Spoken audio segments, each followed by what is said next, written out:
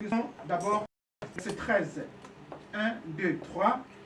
Donne-nous du secours contre la détresse. Le secours de l'homme n'est que vanité. Avec Dieu, nous ferons des exploits. Il écrasera nos ennemis. Parole de l'Éternel. Amen. Nous nous enseignons.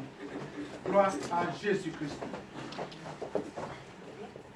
Voilà, nous disons, il nous reste encore quelques bonnes minutes avant d'arriver à minuit pour pouvoir célébrer l'année 2020. L'Éternel Dieu a permis à ce que aujourd'hui, mardi 31 décembre 2019, nous puissions partager la première partie de cette parole qui nous dit « Avec Dieu, nous ferons des exploits ». Le verset 13 de ce psaume 60 nous dit « Donne-nous du secours contre la détresse ». C'est quelqu'un qui est en train de demander l'aide de Dieu.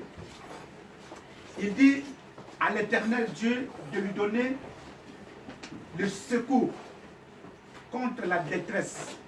Parce qu'il est dans la détresse, parce qu'il se trouve dans la souffrance, il se trouve dans des difficultés, et celui-là a compris, il a tourné ses regards vers l'Éternel et il lui demande le secours.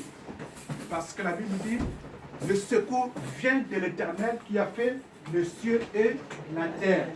Voilà quelqu'un qui a compris que le secours vient de l'Éternel et il a tourné ses regards vers ce Dieu-là pour lui demander le secours. Amen. Hein? Et il rajoute en disant ceci, le secours de l'homme n'est que vanité. Pourquoi il a dit, certainement dans sa vie, il a expérimenté cette chose. Certainement dans sa vie, il a trouvé qu'un jour, il était dans les besoins, il se trouvait dans des difficultés et il est allé voir un ami, peut-être un frère, une connaissance, qui lui est venu en aide. Mais quelque temps après, cette personne a pu parler pour dire que ni tes témoins, il allait être ou elle allait être dans la souffrance, dans la galère. Et ça l'a fait mal au cœur lorsqu'il a appris les choses qui étaient passées entre les deux personnes. Voilà pourquoi il dit que le secours de l'homme n'est que vanité. C'est-à-dire que l'homme, quand il fait quelque chose, il est toujours prêt à parler à côté pour dire que non, grâce à moi, que ceci lui est arrivé, que cela lui est arrivé.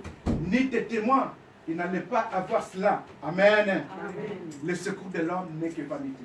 On n'a pas dit qu'on n'a pas besoin de demander secours à l'autre. Non. Dans les besoins, dans les souffrances, dans les difficultés, nous avons besoin aussi que ceux qui sont avec nous puissent nous soutenir. Amen. Amen. Mais lorsque tu soutiens ton frère ou ta soeur, tu n'es pas appelé à pouvoir, comme la Bible nous dit, lorsque la main gauche donne, que la main droite ne sache pas.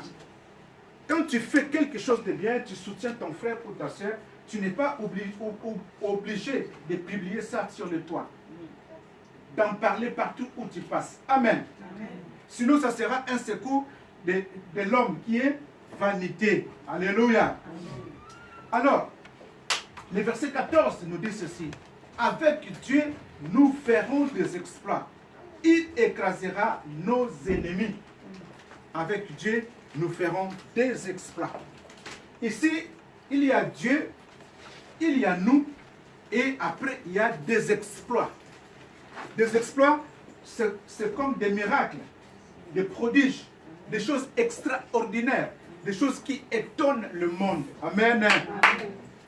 Pour pouvoir arriver à faire des miracles, pour pouvoir arriver à faire des exploits, des choses qui étonnent, nous devons être avec Dieu. Alléluia. Sans Dieu, nous ne pouvons pas faire des exploits. Sans Dieu, nous ne pouvons pas faire des miracles. Quelqu'un qui marche sans Dieu dans sa vie, c'est quelqu'un qui est perdu totalement.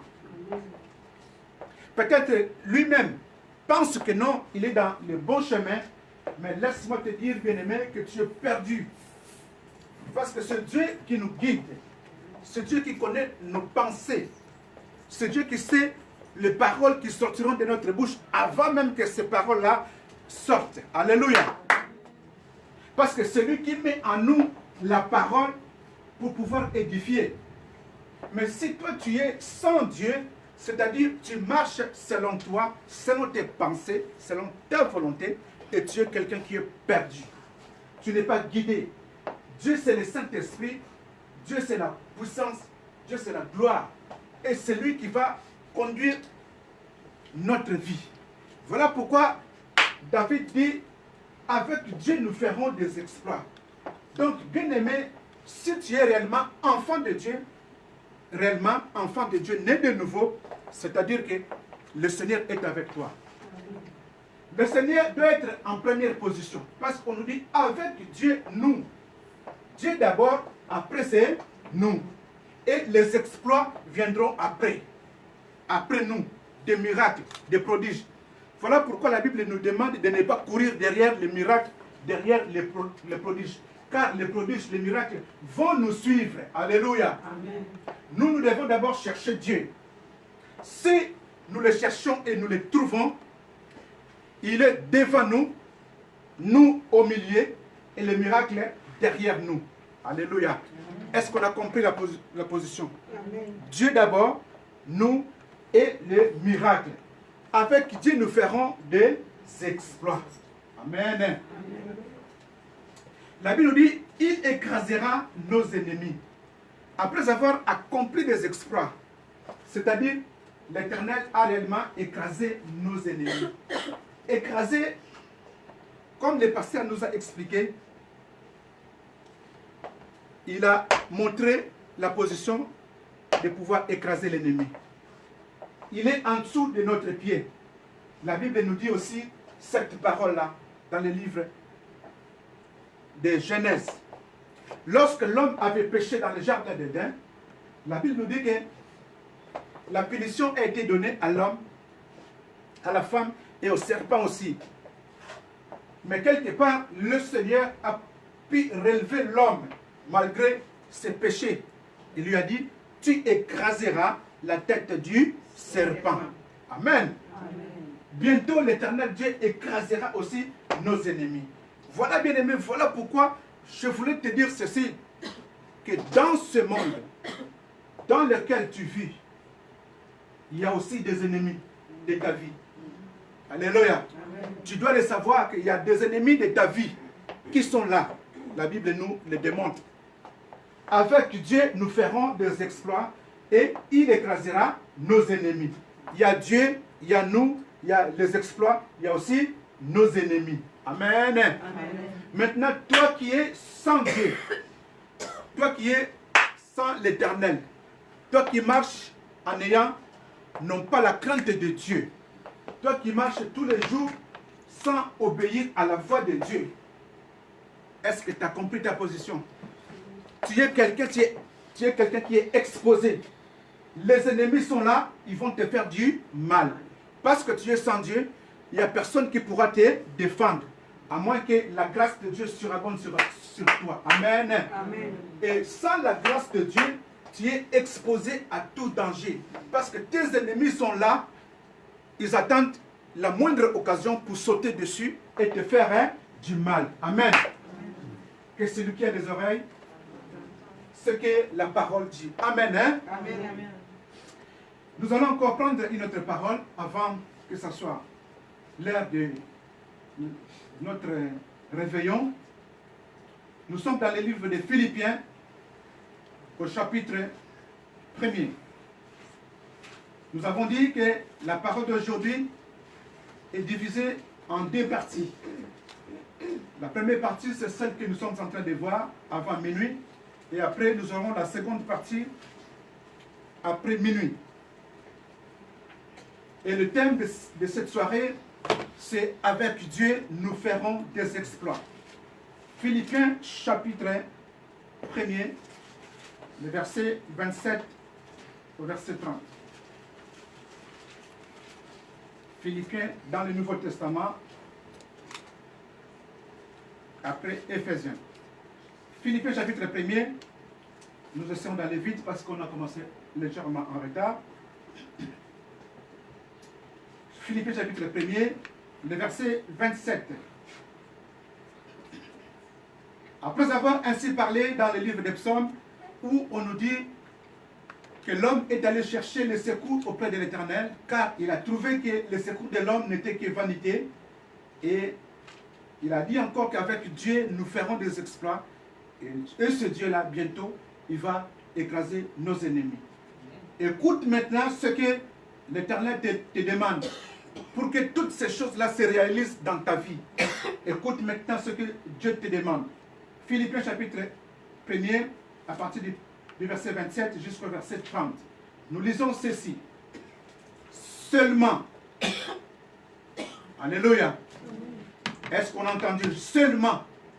Voilà la réponse, comment il faut marcher pour que Psaume 60, le verset 13-14 se réalise dans ta vie. Seulement, conduisez-vous d'une manière digne de l'évangile de Christ. Alléluia. Amen. Voilà, pour que le livre des Psaumes, chapitre 60, 13-14, se réalise dans ta vie, voilà comment il faut se conduire. On nous dit seulement conduisez-vous d'une manière digne de l'évangile de Christ, afin que, soit que je vienne vous voir, soit que je reste absent, j'entende dire de vous que vous demeurez ferme dans un même esprit, combattant d'une même âme pour la foi de l'évangile. Amen. Amen. Voilà. Que je sois là ou je ne sois pas là. Parce qu'il y en a qui se méconduisent. L'apôtre Paul a compris qu'il y en a qui se méconduisaient lorsqu'ils apprenaient que l'apôtre Paul allait venir, allait arriver. Lorsqu'ils apprenaient que l'apôtre Paul sera là, ils étaient tous présents. Ils avaient tous une attitude respectueuse. Mais lorsque l'apôtre Paul tournait dos, lorsque l'apôtre Paul ne venait pas, était absent, chacun se comportait comme il voulait. Chacun, chez lui, chez soi, se comportait comme il entendait. L'apôtre Paul dit non, ça ne doit pas être de cette manière-là. Que je sois présent, moi, ou absent, vous devez vous conduire conformément à la parole, à la lumière de la parole de Dieu. Amen. Parce que qui suis-je, moi, apôtre Paul? Si vous avez peur de moi, apôtre Paul, vous êtes le plus malheureux. Parce qu'il y a quelqu'un qui vous voit. Il y a quelqu'un qui connaît tous vos penchants. C'est celui qui vous a crié. Celui-là, c'est Dieu. Alléluia. Amen. Mais si vous faites le jet d'être agréable devant moi, et quelques temps après, vous allez retourner aux choses que vous avez vomies, franchement, vous n'avez pas encore compris votre position. Dans cette attitude, vous ne serez pas à mesure de faire des exploits. Si vous vous comportez ainsi, dans votre vie, il n'y aura que des échecs. Il n'y aura pas des exploits. Alléluia. Amen. Ça, c'est l'apôtre Paul qui le dit. Parce que vous n'avez pas la crainte de Dieu. Vous marchez selon vos pensées. Amen. Amen. Et vous devez combattre d'une même âme pour la foi de l'évangile. Combattre d'une même âme. C'est-à-dire tous ensemble, nous avons une même foi, la foi en Dieu. Tous ensemble, nous combattons contre l'ennemi Satan. Nous ne combattons pas les frères ou la sœur de l'Église. Nous ne combattons pas les serviteurs de l'Église ou les servantes de l'Église. Mais tous ensemble, nous combattons l'ennemi qui est commun en nous, à savoir Satan, le diable. Alléluia. Amen. Au verset 28, on nous dit, sans vous laisser aucunement effrayer par les adversaires, ce qui est pour eux une preuve de perdition, mais pour vous, de salut. Voilà. Si nous sommes tous unis, nous travaillons dans cette unité-là, nous combattons l'ennemi Satan. Pour nous, c'est une preuve de salut. Nous avons compris, ce sont des personnes qui ont compris que non, nous devons combattre tous ensemble contre l'ennemi Satan. Et c'est alors que l'ennemi Satan sera dans la perdition. Mais nous aurons ce qu'on appelle le salut. Amen. Amen. On nous dit au verset 29, et cela vient de Dieu, car il vous a été encore.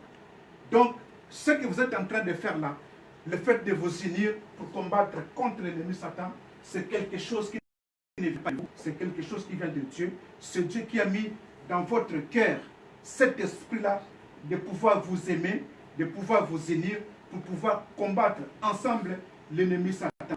Et l'apôtre Paul aussi a fait ce travail. Lui, en son temps, il a fait. Et les autres aussi l'ont vu comment il combattait l'ennemi Satan. Parce qu'il avait l'amour de Dieu, il avait la foi en Dieu. Amen. Hein? Amen. Voilà, ça c'est la première partie de la prédication. Avec Dieu, nous ferons des exploits. Si on peut regarder nos montres, ça va être bientôt minuit. Nous attendons. Si il est minuit, nous allons encore acclamer le Seigneur notre Dieu. Nous allons pousser des cris de joie. Et après, nous allons passer à la deuxième exhortation de ce soir. Amen. Hein? Amen. Est-ce qu'on peut déjà mettre nos montres? Je sais qu'il y en a là-bas, mais on regarde tous ensemble s'il est minuit, comme ça, on va tous célébrer l'année 2000. Avec Dieu, nous ferons des exploits. Dans combien? Ah, parce que là, voilà. Une minute. Avec Dieu, nous ferons des exploits.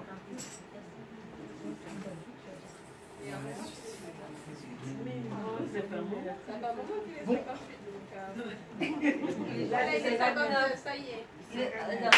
Avec Dieu, nous ferons des exploits.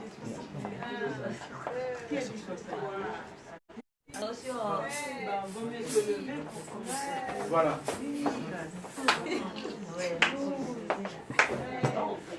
Dès que ça sera minuit, on commence à prier. Chacun priera comme l'Éternel va les pousser. Tu prieras pour ta famille, tu prieras pour ta maison, tu prieras pour tes enfants, pour ton mari, pour ta femme, pour les parents. Donc chacun priera comme le Seigneur va l'inspirer à le faire. Gloire au Seigneur. 10, 8, 7, 6, 5, 4, 3, 2, 1. Bonne année. Non. Moi aussi, hein? Ouais, c'est bon, hein? Oui, c'est... Ah ouais. Non, c'est bon, là. Merci Jésus.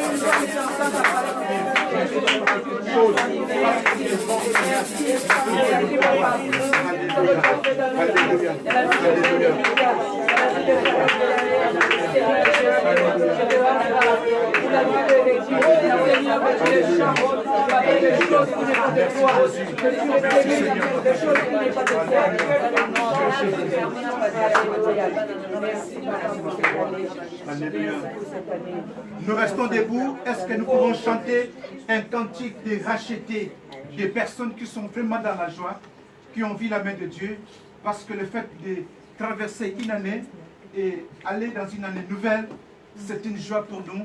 Nous voulons célébrer l'Éternel notre Dieu avec un cantique de joie, de façon de lui dire merci de tout notre cœur. Sœur Inès, un cantique de louange pour dire merci à notre Dieu. Le peuple de Dieu, dans la joie, nous célébrons notre Dieu. Alléluia. Chantons de tout notre cœur.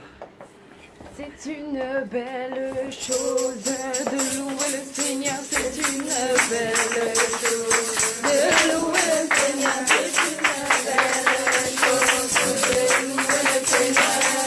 Marche dans la lumière de Dieu, c'est une belle chose de louer le Seigneur, c'est une belle chose de louer le Seigneur, une belle.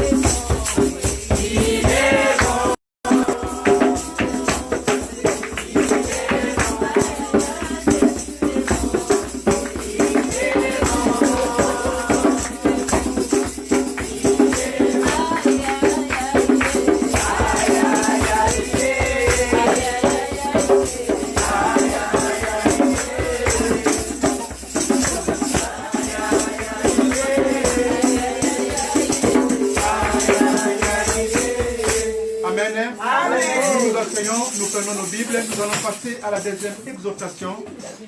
C'est l'exhortation de l'année 2020.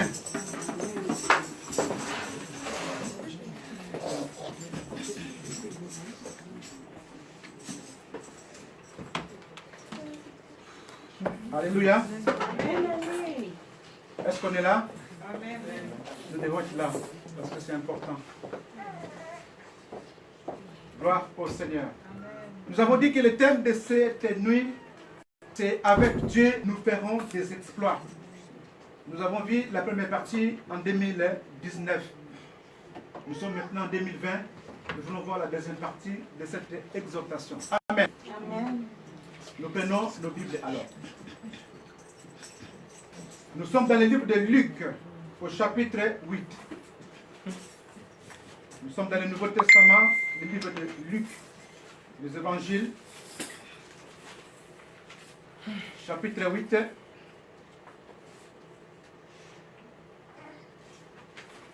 Est-ce qu'on a trouvé?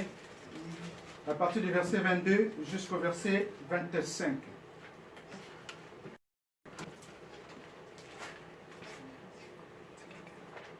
Luc chapitre 8, à partir du verset 22 jusqu'au verset 25.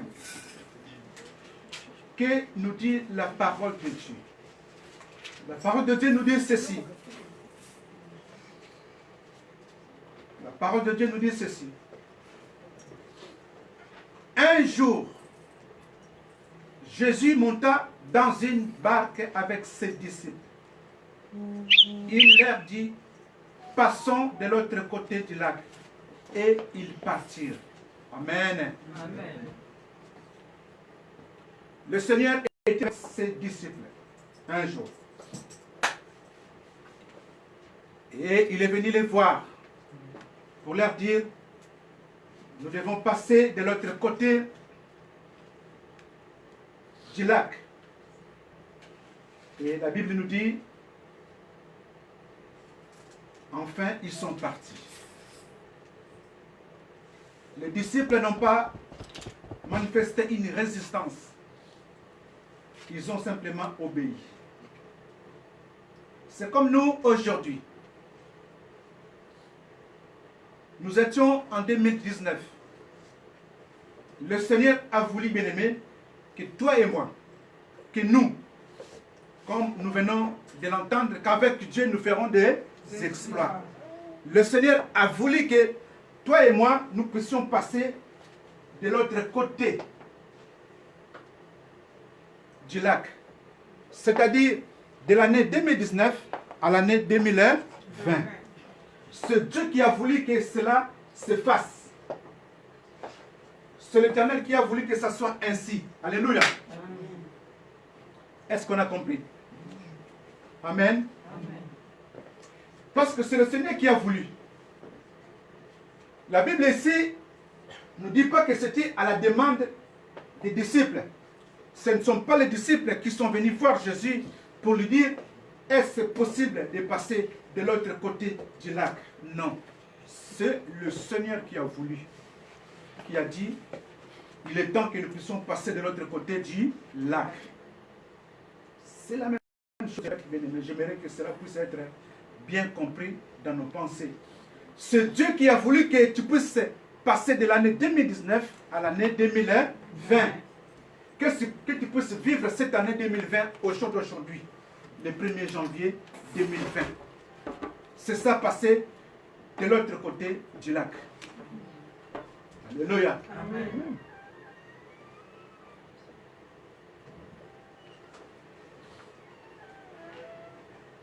Ils sont donc passés, ils sont partis. Le voyage a commencé. Parce qu'ils ont pris une barque. Ce n'est pas l'époque d'aujourd'hui où nous avons peut-être des voitures avec nous. L'époque d'aujourd'hui, nous avons des avions, des trains. Mais à leur époque, ils utilisaient des barques, des pirogues, des chevaux, ainsi de suite, pour pouvoir se déplacer. Alléluia. Amen. Mais nous sommes au verset 23. La Bible nous dit ceci. Pendant qu'il naviguait, Jésus s'endormit. Les disciples sont tous dans la barque avec Jésus. C'est Jésus le capitaine qui conduit les bateaux. C'est Jésus qui dirige la barque. C'est Jésus qui dirige la pirogue. C'est comme toi et moi, c'est Christ qui dirige notre vie. C'est Christ qui dirige ta vie. C'est lui le conducteur. C'est lui le responsable numéro 1. C'est lui le commandant qui gère ta vie. Comme nous l'avons dit, si réellement tu fais partie de nous, de ces gens-là qui feront des exploits avec Dieu. Amen. Amen. Si réellement tu fais partie de nous, je répète, de ceux-là qui feront des exploits avec l'Éternel, de ceux-là qui ne seront pas écrasés par l'ennemi Satan, mais de ceux-là qui vont écraser l'ennemi Satan. Amen. Amen. Pendant qu'ils naviguaient, pendant qu'ils étaient dans la pirogue, on nous dit que Jésus-Christ s'endormit. S'endormit. 100% Dieu, 100% homme aussi, il s'est endormi. Il s'est endormi. La fatigue était là dans son corps. Il s'est endormi. Il dit oui, je vais me reposer un peu. Il se repose. Et la barque continuait sa route. Et après un temps, la Bible nous dit, il y a eu quoi? Il y a eu un tourbillon fondu sur les lacs. La barque s'est remplissée d'eau et ils étaient en péril. Aha. Les disciples sont en péril dans la barque avec Jésus. Je voulais dire ceci à quelqu'un. Nous venons de voir dans la première partie de notre exhortation qu'avec Dieu nous ferons des exploits. Dans le livre des Psaumes chapitre 60, le verset 13-14, où la parole nous a été dit ceci. Je cherche le secours vers toi, mon Dieu, car le secours de l'homme n'est que vanité. Avec Dieu, nous ferons des exploits. Il écrasera bientôt nos ennemis. Ça, c'est Psaume 60, 13, 14. Mais regardez ici. Ici, maintenant, nous avons traversé de l'autre côté. Nous sommes passés de 2019 à 2020. Bien-aimés, laissez-moi vous dire ceci. Le fait de passer d'une année à une autre ne veut pas dire que au courant de cette année, tu ne connaîtras pas de soucis ou de difficultés. Cela ne veut pas dire que tu ne connaîtras pas d'échecs ou des soucis. Alléluia. Ces choses-là peuvent arriver. Voilà l'exemple ici. C'est le Seigneur qui a voulu que ce voyage soit effectué, qu'ils puissent aller de l'autre côté du lac. Mais voilà qu'ils sont partis. La Bible nous dit qu'il y a eu un tourbillon, au point même où la barque allait chavirer. L'eau commençait à entrer dans la barque où les disciples et le Seigneur se trouvaient. Alléluia. Vous comprenez? C'est-à-dire qu'il y avait un souci maintenant. Comment on doit faire pour pouvoir se sauver? Et le Seigneur qui était là présent, mais Jésus s'endormait. Il s'est reposé. Les disciples étaient dans la panique totale. Ils ne savaient pas quoi faire. Mais voilà, une fois de plus, au verset 24, la Bible nous dit, ils s'approchèrent et les réveillèrent en disant, Maître, Maître, nous périssons. Amen. Amen. Une fois de plus, on nous montre ici l'unité qui s'est manifestée au sein des disciples. On nous dit ils au pluriel. Donc, eux tous se sont mis d'accord, se sont accordés. Ils sont partis voir Jésus pour le réveiller, pour lui dire que Maître, Maître, nous périssons. Réveille-toi. Alléluia. Psaume nous dit le secours de l'homme n'est que vanité. Voilà pourquoi il est parti chercher le secours auprès de l'Éternel lorsque la détresse arrive dans sa vie. Alléluia. Amen. Psaume 60, le verset 13-14 nous parle de cela. Et à la fin, on nous dit qu'avec Dieu nous ferons des exploits. Nous allons maintenant vivre ces exploits tout au long de cette parole. Donc je disais, nous avons traversé l'année 2019 pour arriver en 2020. Gloire au Seigneur, nous avons béni le Seigneur notre Dieu. Nous sommes passés de l'autre côté, nous sommes dans la joie, nous glorifions le Seigneur, nous sommes vivants, nous sommes debout, nous sommes en bonne santé, nous avons la joie au fond de nous. Amen. Amen. Mais cela ne veut pas dire que tous les problèmes ça s'arrête là. Non. Pourquoi? Simplement parce que l'ennemi est encore là. Simplement parce que nous sommes encore sur la terre des hommes. Amen. Tant que nous serons sur la terre des hommes, les problèmes subsisteront toujours. Amen. Amen. Les problèmes vont s'arrêter le jour où le Seigneur viendra pour nous prendre. C'est ce que la Bible nous dit, le jour de l'enlèvement. Amen. Là, nous serons partis et nous serons transformés. Ce corps sera transformé. Là, au ciel, avec le Seigneur, il n'y aura plus de soucis. Il n'y aura plus de problèmes, il n'y aura plus de difficultés. Mais pendant que nous sommes encore sur cette terre, les problèmes seront toujours là. Amen. Amen. Mais quand les problèmes viendront, à qui allons-nous nous adresser? Nous allons faire comme les disciples. Ils sont partis réveiller le maître. Maître, maître, nous périssons. Alléluia. Lorsque des problèmes viennent dans ta vie, tu vas vers qui toi? À qui tu t'adresses lorsque des problèmes t'arrivent?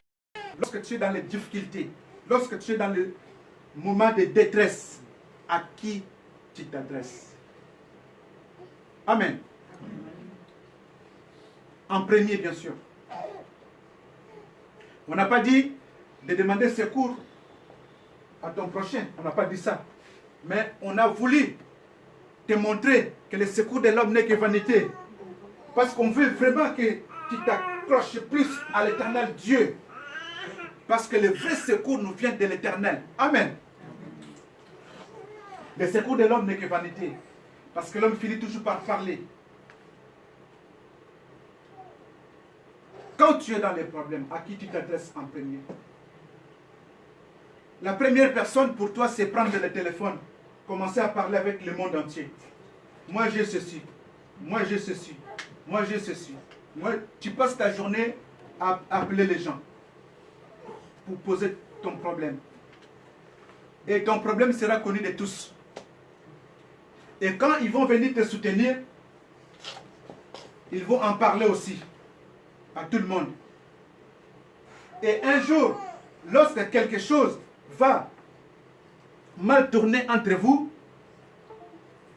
le soutien qui a été apporté sera maintenant dévoilé. Ni tes témoins. Si je n'étais pas là, il m'a appelé, elle m'a demandé ceci, j'ai intervenu, j'ai secouru celui-là, celle-là. C'était grâce à moi. Et ça crée des histoires au niveau des gens. Alléluia. Maître, maître, nous périssons. S'étant réveillé, il menaça le vent et le flot qui s'apaisèrent et le calme revint. Amen. Et quand le Seigneur se met debout, quand le Seigneur entend les cris de son enfant, qui pleure, qui gémit, qui est dans la souffrance, qui est dans la détresse, voilà, l'Éternel s'élève. L'Éternel est maintenant debout pour défendre ta cause. Alléluia. Amen.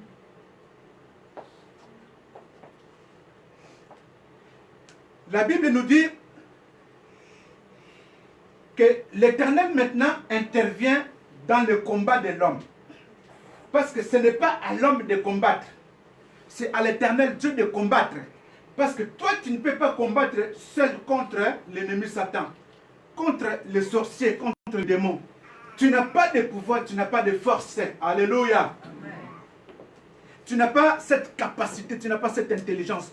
Tu ne connais pas comment ils agissent. Rappelez-vous, la Bible nous dit, il y a eu combat où? Il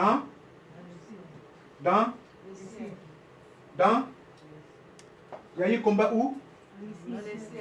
Amen. Le serpent,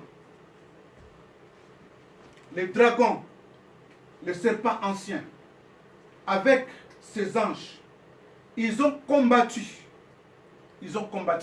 contre l'Éternel, Dieu, contre le Tout-Puissant. Alléluia. Amen. Vous imaginez celui-là qui a combattu contre l'éternel Dieu. Est-ce que toi, en tant que frère, sœur, tu es à mesure seul de combattre contre les dragons? Non. Voilà pourquoi l'éternel Dieu intervient. Donc il prend maintenant ce combat, ça devient son combat à lui. Il prend ton affaire à toi. Il est en train de te défendre maintenant. Il est en train de combattre pour toi, pour te donner la victoire. Et toi, à la fin, tu vas juste les glorifier, les magnifier. Alléluia. Amen. Voilà pourquoi nous disons, avec l'Éternel, avec Dieu, avec le Tout-Puissant, nous qui avons cru en lui, nous ferons des exploits. Alléluia. Amen.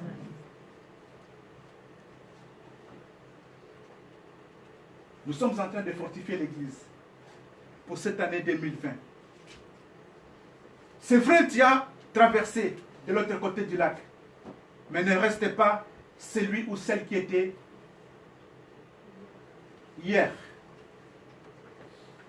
Le Seigneur veut que tu sois une personne qui fait partie de nous, de ceux-là qui seront capables de faire des exploits, mais avec Dieu. Alléluia. Amen. On nous dit, et le calme revint. Le calme revint parce que l'Éternel a intervenu. Parce que l'Éternel s'est mis debout. Verset 25. Puis il leur dit, où est votre foi? Où est votre foi?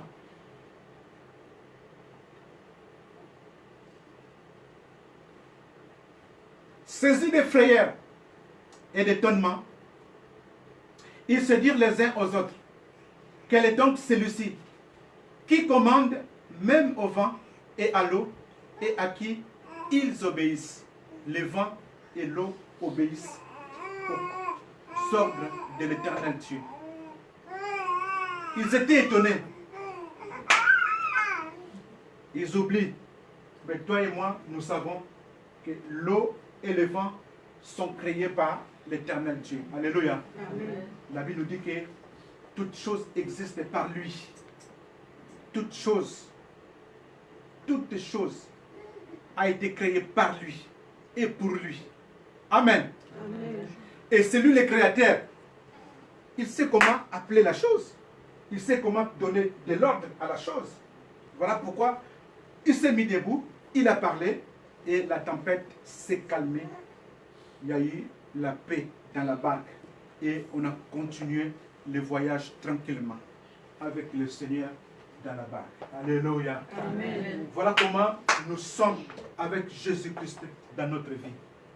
Les moments de difficulté, les moments difficiles viendront. Nous allons invoquer le Seigneur. Et il va nous répondre. Il va s'élever. Il va se mettre debout. Et il va intervenir dans notre vie. Et nous allons continuer la marche avec lui. On ne va pas s'arrêter. On va continuer la marche avec lui. Alléluia. Amen.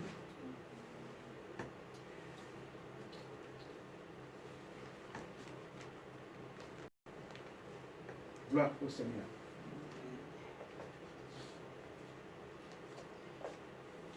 Ici, nous avons vu l'exemple de Jésus-Christ avec ses disciples qui sont partis dans la barque et ils ont traversé, ils sont partis de l'autre côté. Prenons encore un autre exemple dans le livre de Exode au chapitre 14. Exode chapitre 14.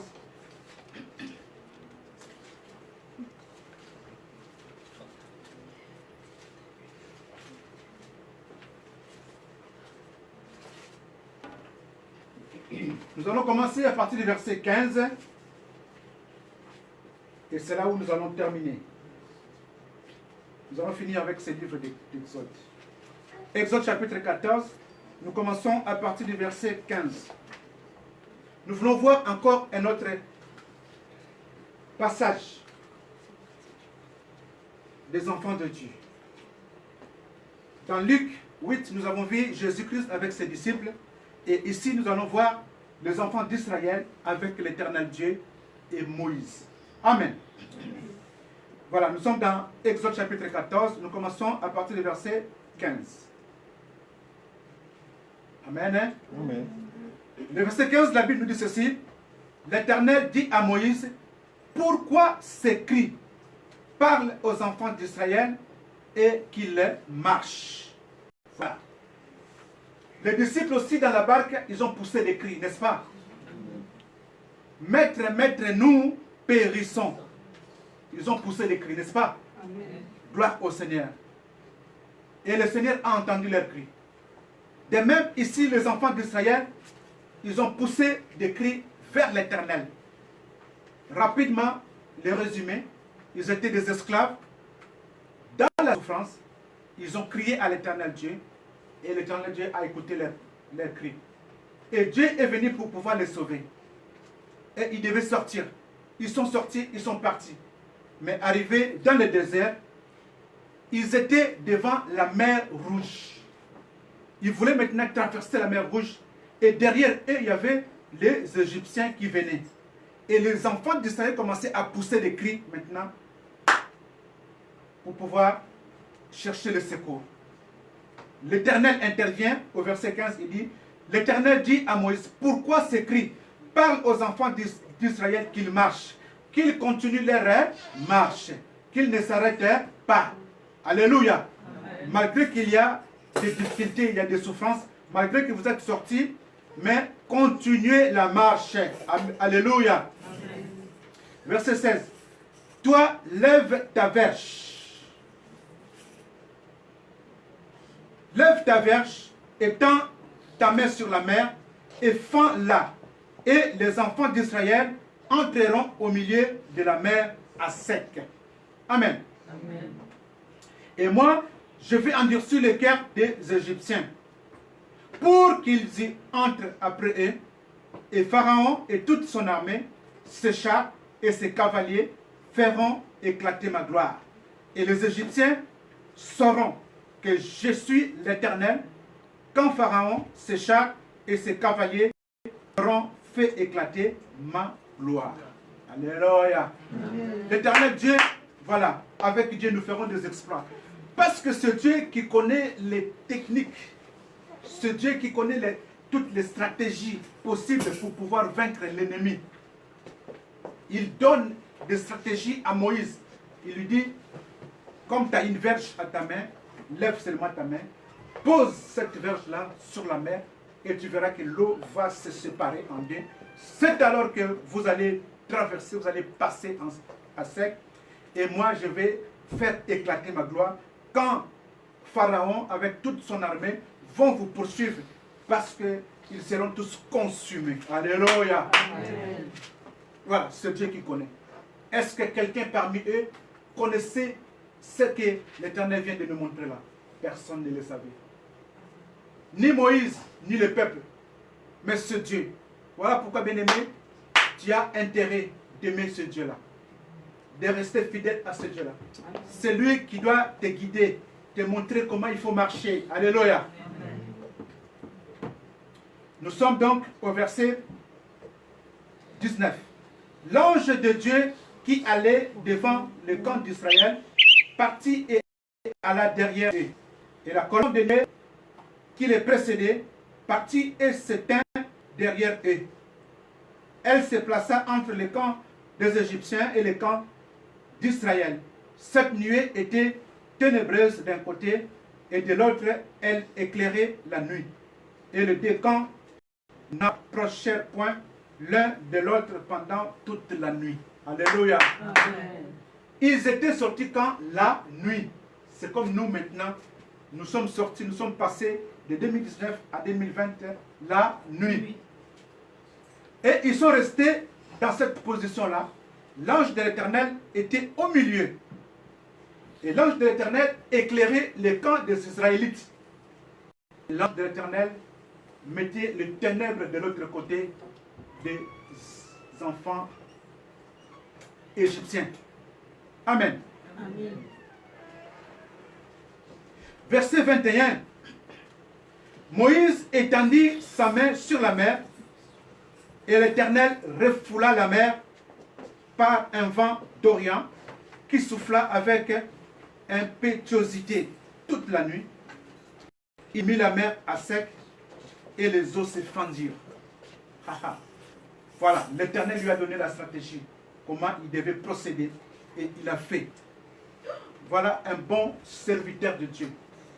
Un bon serviteur de Dieu, on le reconnaît lorsqu'il fait ce que la Bible nous dit, ce que la volonté de Dieu demande. Un bon serviteur de Dieu est celui qui ne fait que répéter ce que Dieu avait dit. Amen. Ici, Moïse a fait ce que Dieu lui a demandé de faire. Il a fait, il a posé la verge sur la mer, et la Bible nous dit que la mer se sépara en deux. Verset 22. Les enfants d'Israël entrèrent au milieu de la mer, à sec, et les eaux formaient comme une muraille à leur droite et à leur gauche. Vous comprenez? Ils sont maintenant entrés.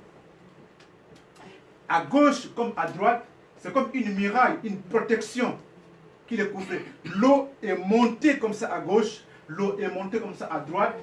Ils voyaient l'eau des deux côtés, mais au milieu c'était le sec. Et ils marchaient. Les enfants d'Israël, ils marchaient. Voilà, c'est le Seigneur qui connaît le chemin. C'est le Seigneur qui conduit aussi sur les bons chemins. Alléluia. C'est l'Éternel Dieu. Avec lui, nous ferons des exploits. Là, les enfants d'Israël sont en train de faire des exploits. Alléluia. Amen. Le fait de traverser la mer à sec, c'est un exploit. Nous sommes au verset 23. Les Égyptiens les poursuivirent, et tous les chevaux de Pharaon, ses chars et ses cavaliers, entrèrent après eux au milieu de la mer. Voilà. Bien-aimé, tu dois savoir une chose. L'ennemi est toujours là.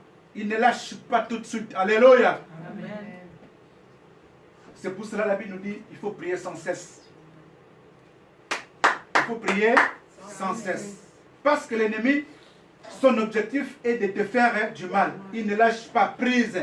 Voilà, il est encore derrière, en train de poursuivre. Le chemin qui a été tracé, c'est l'Éternel Dieu qui a tracé ce chemin pour toi, enfant de Dieu. Mais voilà, l'ennemi Satan veut te suivre sur le chemin de Dieu. Alléluia.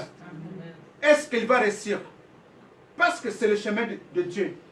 L'Éternel va s'élever pour combattre à ta place contre l'ennemi Satan. Amen. Verset 24.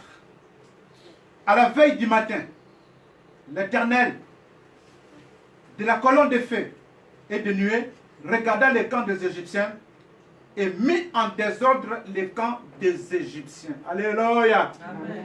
Voilà ce que nous avons dit. Que l'Éternel Dieu s'élèvera pour te défendre. Il a mis en désordre les camps des Égyptiens. Il y a eu confusion totale dans leur camp. Il s'est passé quoi au juste? Lisons cela au verset 25. Qu'est-ce que Dieu a fait? On nous dit, il ôta les roues de leurs chars. Et en rendit la marche difficile. Les Égyptiens dirent alors, fuyons devant Israël, car l'Éternel combat pour lui contre les Égyptiens. Alléluia. Amen. Vous avez vu ce que l'Éternel a fait? Il a commencé à enlever les roues de leurs chars pour rendre leur marche difficile. Bien aimé, nous devons aimer Dieu. Amen. Parce qu'il nous connaît. Il sait comment nous défendre dans les moments difficiles. Amen. Amen. Voilà. Et eux-mêmes, ils ont compris que non. Ce peuple-là n'est pas seul. Il y a quelqu'un qui les protège. Il y a Dieu qui est avec ce peuple-là. Qu'est-ce qu'on doit faire? Nous devons fuir. Ils ont dit, fuyons.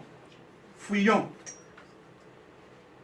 Lorsque toi, enfant de Dieu, tu pries avec puissance, avec onction du Saint-Esprit, lorsque tu invoques le feu du Saint-Esprit, lorsque tu invoques le feu de Jésus-Christ, et tu l'envoies dans le camp de l'ennemi, la Bible nous dit, il y a une confusion totale dans ce camp-là. Chacun cherche à sauver sa peau. Parce que c'est dangereux. Tu peux perdre ta vie. Amen. Hein? Le démon tremble. Lorsque tu envoies le feu avec la puissance du Saint-Esprit, c'est la débandade. Ils vont se cacher, ils vont commencer à se protéger, ils vont fuir carrément. C'est ça.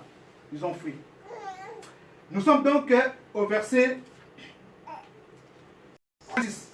L'Éternel dit à Moïse, étends ta main sur la mer, et les eaux reviendront sur les Égyptiens, sur leurs chars et sur leurs cavaliers.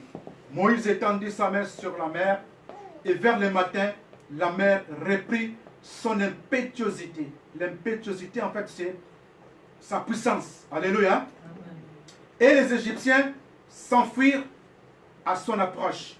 Mais l'Éternel précipita les Égyptiens au milieu de la mer. Les eaux revinrent et couvrirent les chars, les cavaliers et toute l'armée de Pharaon qui était entrée dans la mer après les enfants d'Israël. Et il n'en échappa pas un seul. Alléluia. Est-ce qu'on peut acclamer pour le Seigneur?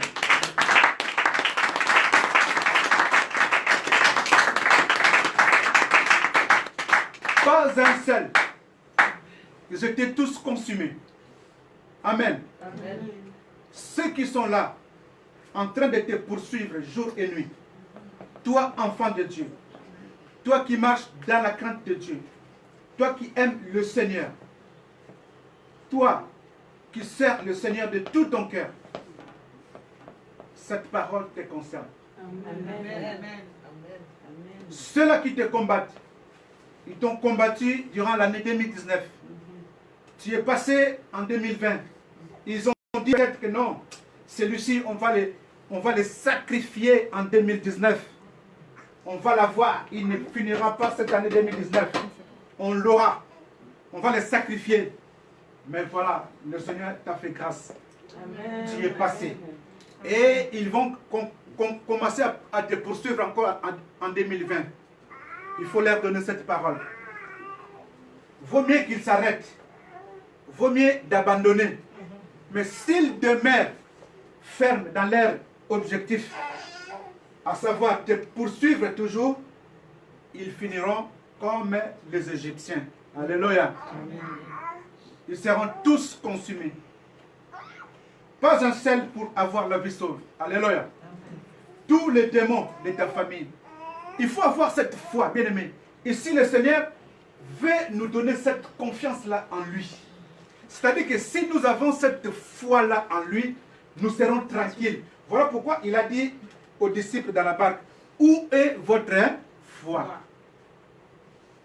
Alléluia.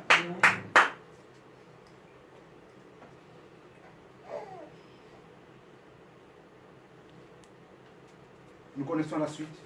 Les enfants d'Israël, ils sont bénis du Seigneur. Ils ont vu la main de Dieu. Au verset 31, Israël vit la main puissante que l'Éternel avait dirigée contre les Égyptiens. Et le peuple craignit l'Éternel. Et il crut en l'Éternel et en Moïse, son serviteur. Amen. Amen. Ils ont cru en l'Éternel et en Moïse. Pourquoi on nous dit ils ont cru en l'Éternel et en Moïse? N'est-ce pas que la Bible quelque part nous dit de croire aussi aux serviteurs, n'est-ce pas? Amen. Parce que les serviteurs apprennent ou les serviteurs reçoivent les choses de l'Éternel, les communiquent au peuple. Amen. Amen. Mais en premier, nous devons croire en Dieu. Parce que Dieu va nous bénir, Dieu va nous délivrer, Dieu va nous sauver. Et le serviteur est là pour nous guider, pour nous orienter. Alléluia. Amen. Pour nous montrer le bon chemin à suivre. C'est comme le pasteur qui n'arrête pas de nous enseigner jour et nuit. Amen. Amen. Alléluia. Amen. Gloire au Seigneur. Voilà la deuxième exhortation de cette année 2020 pour nous, enfants de Dieu, de l'Église universelle de Dieu. à Paris, Aubervilliers. Avec Dieu, nous ferons des exploits. Amen. Et il écrasera nos ennemis. Amen. Amen. Nous nous mettons debout.